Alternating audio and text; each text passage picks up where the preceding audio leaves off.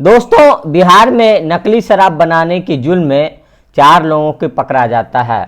जब उनको थाने लाया जाता है तो थाने के इंचार्ज महिला इंस्पेक्टर होती है और वो उनको देखती है और हैरान हो जाती है, क्योंकि उन चारों में से उनका एक तलाकशुदा पति होता है।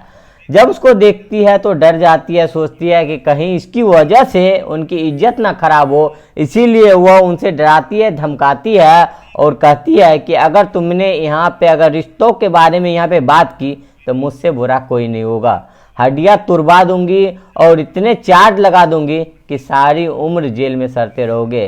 तुम अपराधी हो, खुद की अपराधी समझो। दोस्तों, उसकी बात सुनकर उसकी सिट्टी गुम हो जाती है, लेकिन देखते ही देखते वो मैडम खुद ही उस केस में उल्टा फंसने वाली थी। दोस्तों, शराब माफिया के चुंगल में पूरा तरह फंस जाती है। उसको समझ में नहीं आता है करे तो करे क्या, क्योंकि इनकी नौकरी और इज्जत दोनों दांव पे थी। लेकिन दोस्तों, उसके बाद जो होता है बहुत शानदार जबरदस्त होता है। एक शानदार कहानी हम लेके आए हैं, पूरी कहानी जानिए। लेकिन वीडियो में आगे बढ़ने से पहले एक ही रुके, वीडियो को लाइक कर दीजिएगा, चैनल को सब्सक्राइब कर लीजिएगा ताकि मेरा हौसला बढ़ता रहे। दोस्तों, एक कहानी है बिहार प्रदेश की 2016 की, जब नीतीश सरकार ने शराब बंद की थी तो पीने वाले पे बिजली कहरक पड़ी, लेकिन उसके हित में लिया गया था, उसके परिवार के हित में था, तो अधिकतर लोगों ने उसको स्वीकार कर लिया। लेकिन दोस्तों, कुछ लोग ऐसे भी थे जिनको उतने आदी हो चुके थे शराब के कि वो छोड़ ही नहीं सकते थे, तो इसीलिए उस दिन भर इसी तार में लगे रहते थे कि कहीं ना कहीं से थोड़ा मिल जाए, 1-2 पैक मिल जाए, और इसीलिए वो किसी भी कीमत पे शराब खरीदने को तैयार थे। दोस्तों, जैसे ही सरकारी दुकानें बंद हुई तो समझिए 95% जो शराब थी वो बंद हो गया। लेकिन 5% ऐसे भी लोग थे जो कि खुद बनाते थे, क्योंकि बनाना इतना भी मुश्किल काम नहीं होता है। जंगल में, कहीं खंडार में, कहीं अपने घर में, तो इसी तरह से बनाते थे और जिन पे पुलिस जो है उस पर रोज धरपकड़ करती थी, और ऐसे ही 10-20 लोगों को रोज पकड़ा जाता था। और इसी सिलसिले में एक दिन 4 लोगों को गिरफ्तार करता है, और जब उसको थाने लाया गया तो उनमें से एक व्यक्ति का नाम राजेश होता है, और राजेश जो है उस महिला की जो एसएचओ होती है, इंचार्ज होती है, वहाँ की इंस्पेक्टर होती है, उन्हीं के तलाकशुदा पति होता है। जब वो देखती है उसको तो उसकी आंखें फटी के फटी रह जाती है और वो सोचती है कि अब क्या होगा, और ये तो इसकी वजह से कहीं ना कहीं मेरी इज्जत खराब ना हो जाए।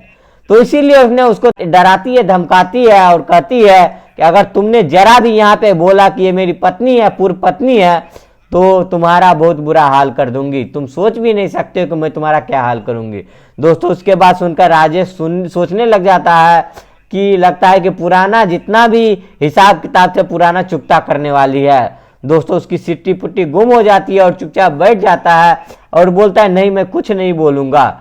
लेकिन दोस्तों, जो इंस्पेक्टर होती है उनका नाम नेहा होती है, वो जो है वो शराब माफियों से बहुत चिढ़ी रहती थी, और जैसे ही उसको ये सूचना मिलती कि कहीं पे शराब बन रही है, दंग कर रहा है शराब पी के, तो उसके खिलाफ सख्त कार्रवाई करती थी, क्योंकि शराब की वजह से उनकी भी जिंदगी बर्बाद हुई थी। क्योंकि राजेश बहुत अमीर घर का लड़का था, उनके पिता आर्मी में लेफ्टिनेंट होता है, माता जो है वो टीचर थी, और वो एकलौता लड़का था। लाड़ दुलार ने उन्हें बिगाड़ के रख दिया था, और धीरे धीरे वो गलत लोगों के संगत में पड़कर और ये नशा वगैरह शराब वगैरह पीने लगता है। और उनके माता पिता ने सोचा कि इनकी शादी करवा देते हैं, मैं भी सुधर जाएगा, इसीलिए उसका नेहा से शादी करवा देता। और नेहा पढ़ने में बहुत अच्छी थी, तेज थी, लेकिन उसके पिता ने सोचा कि एकलौता लड़का है और माता पिता दोनों सरकारी सर्विस करता है, तो सारा धन तो इसी का है, इसीलिए उन्हें उनका आनंद फानंद में दोनों को शादी करवा दिया। लेकिन शादी के 6 महीने के अंदर नेहा को पता चल गया कि ये लड़का जो है राजेश जो है वो उसके लिए बिल्कुल ही ठीक नहीं था, और इसीलिए उन्होंने समय रहते रिश्तेदारों के सामने आपसी सहमति, आपसी सुलह समझौते से वो उन्होंने अपना रिश्ता खत्म कर दिया। उसके बाद उन्होंने एग्जाम क्लियर किया और वो इंस्पेक्टर बन जाती है, और उसी थाने की चार्ज उनको मिलती है जहाँ पे राजेश वहाँ होता है।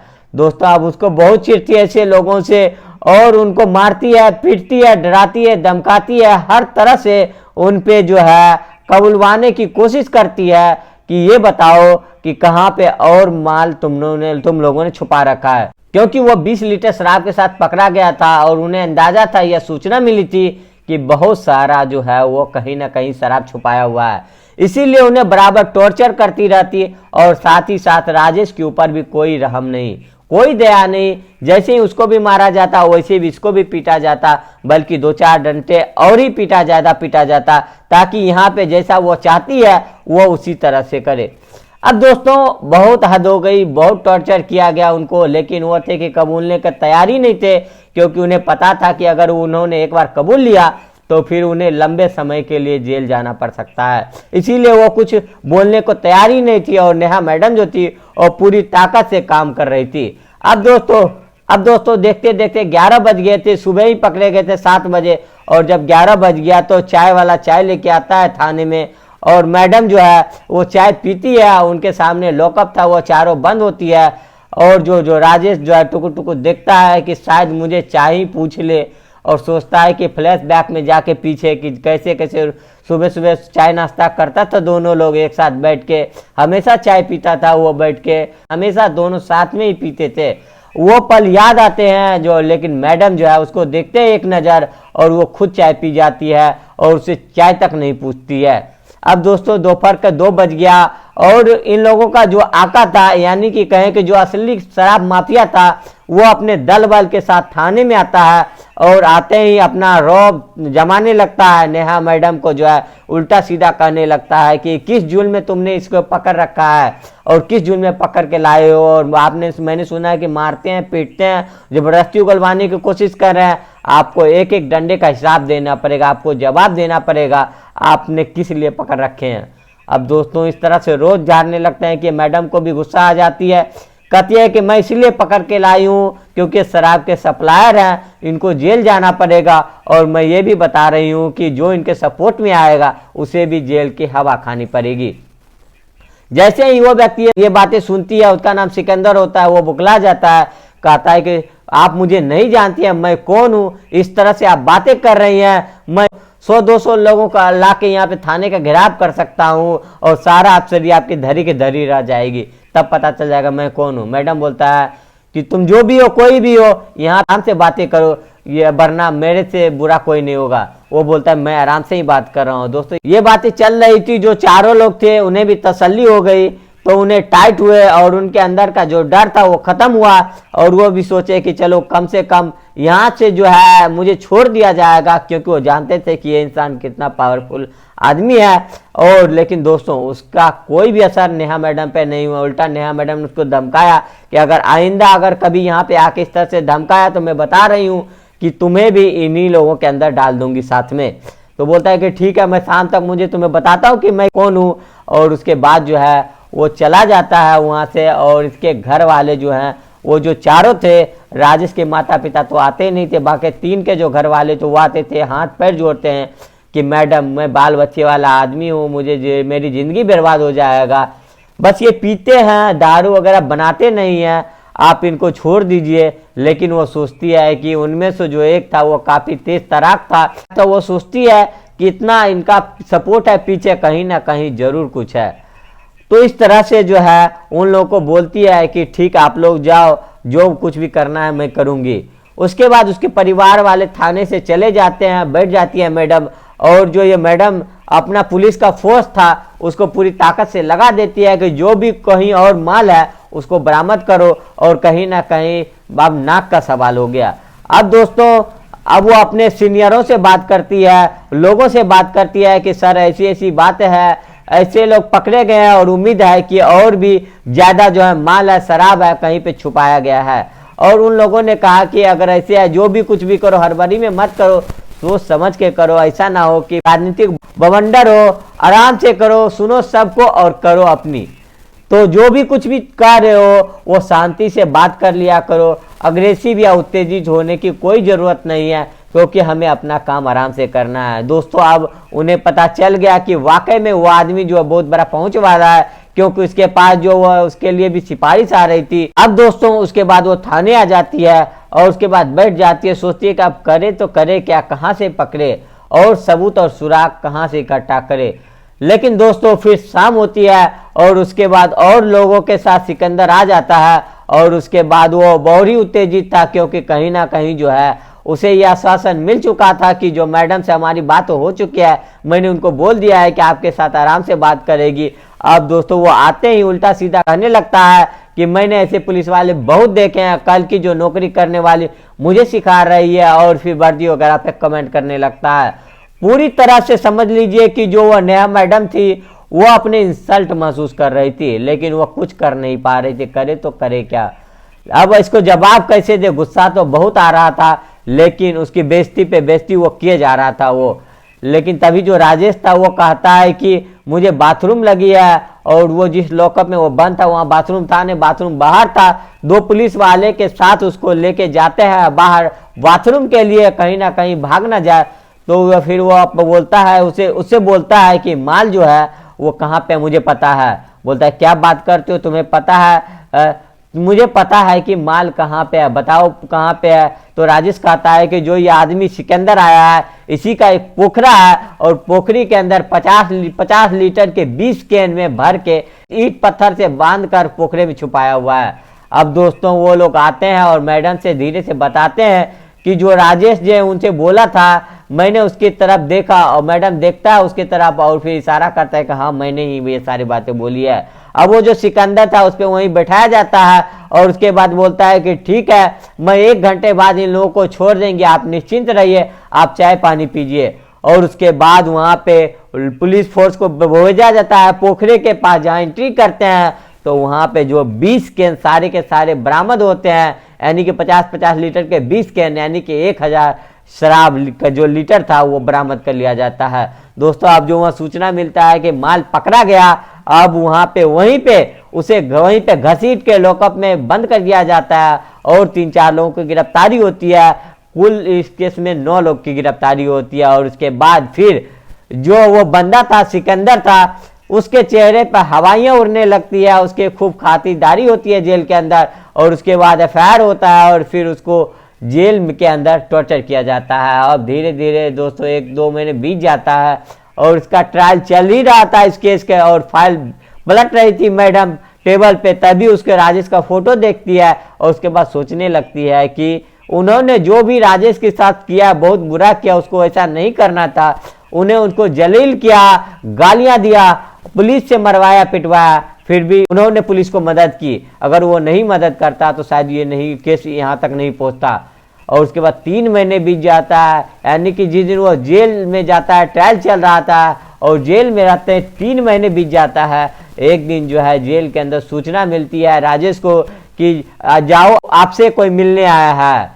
राजेश खिड़की पे आता है और देखता है कि नेहा मैडम उससे मिलने आया है, जो कि सिविल ड्रेस में है, और उसको देखते ही फूट फूट के रोने लगता है, जोर जोर से रोने लगता है कि आप क्यों आई हैं यहाँ पे, आपकी बदनामी होगी। बोलता है कोई नहीं, अब जो भी जेल में जाते हैं तो उससे पहले लिखवाया जाता है कि 3-4 नाम ऐसे लिखवाए जाते हैं कि कौन कौन लोग आपसे मिलने आ सकते हैं।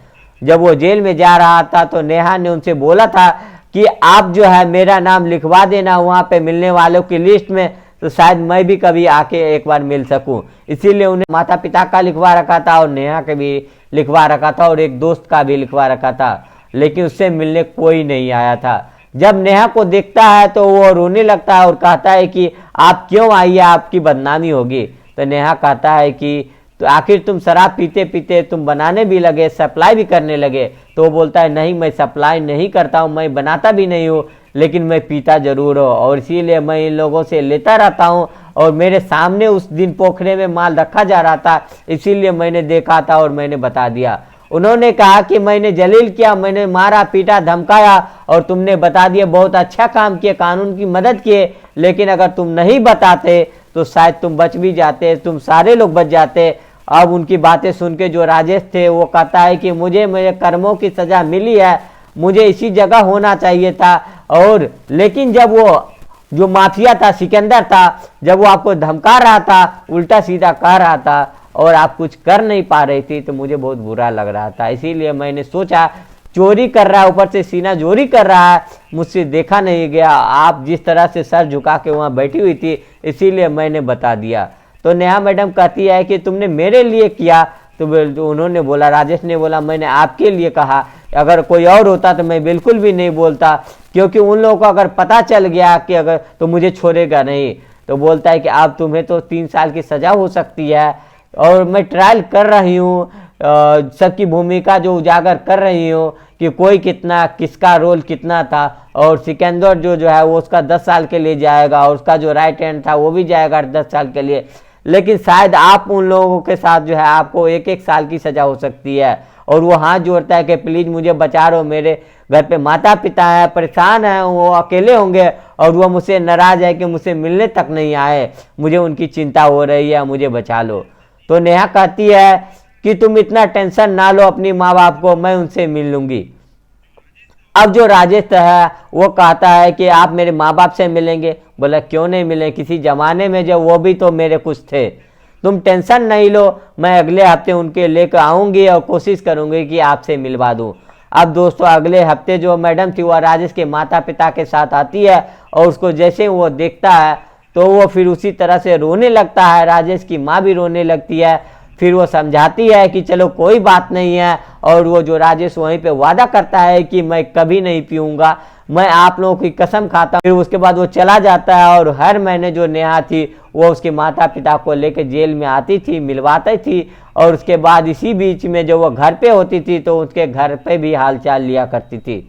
अब दोस्तों धीरे धीरे 1 साल बीत जाता है, राजेश की सज़ा पूरी हो जाती है और उसके बाद जेल से बाहर निकलता है। नेहा मैडम उसके साथ घर लेके जाती है, उसके माता पिता भी साथ में रहते हैं और उसके बाद फिर जब बातचीत करते हैं और फिर बराबर जो है उस पर परिवार के हालचाल लिया करती थी। 5-6 महीना में देखती है कि राजेश पूरी तरह से सुधर चुका है और उसके बाद जो है वो उससे जो है, अब पति पत्नी किसी ज़माने में थे ही और फिर वो बातचीत करने में ज़्यादा परेशानी नहीं होता है और राजेश डर डर के बात कर रहा था। लेकिन फिर वो देखता है कि जब ये अच्छे से बात करती है तो वो भी बात करने लगता है और धीरे धीरे दोनों को रियलाइज होता है कि दोनों का जो प्यार था वो कम से कम अभी भी बरकरार है।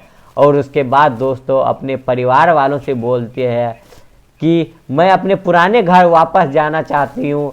तो चलो तुम ठीक है, इतनी बड़ी अफसर है, तुमने जो भी फैसला लिए होगे सोच समझ के लिए होगी। दोस्तों उसके बाद जो है राजेश और वो दोनों एक हो जाते हैं और उसके बाद 2018-19 में दोनों एक होते हैं और आज एक शानदार लाइफ बिता रहे हैं। उनके 2 बच्चे हैं। और ये रही कहानी। आपको कैसी लगी दोस्तों आप कमेंट करके जरूर बताइएगा। अच्छी लगे तो वीडियो को लाइक कर दीजिएगा, अगर लाइक नहीं किए हैं तो चैनल को सब्सक्राइब कर दीजिए इसी तरह के कहानी के लिए। फिर मिलेंगे अगले वीडियो में, तब तक के लिए जय हिंद जय भारत।